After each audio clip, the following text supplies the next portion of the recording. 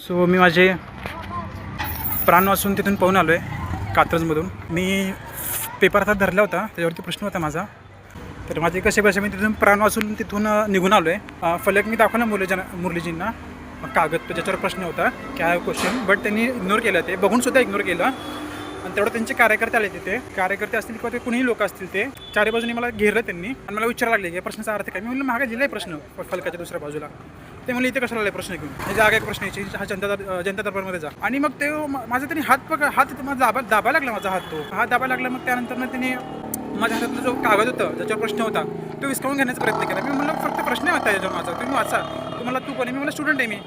त्यांनी तो कागद विस्कावून घेतला हातात ना माझ्या आणि फाडा लागले. ते तेवढं जिथे पोलीस होते मी त्यांना म्हणलं माझे प्रश्न फाडा लागलेत.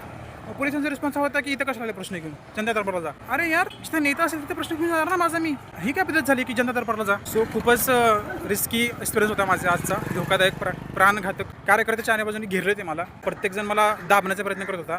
एक तो जो कार्यकर्ता होता त्याने माझा हात दाबून धरला होता. इथं का आलाय तू, तो मला मारणार होता. फक्त तो पोलीस आल्यामुळे मला वाटतं बहुतेक त्यांनी इग्नोर केलं. बट मी त्याला बोललो की please don't hit me, I am just here to ask a question. So खूपच रिस्की एक्सपिरियन्स होता.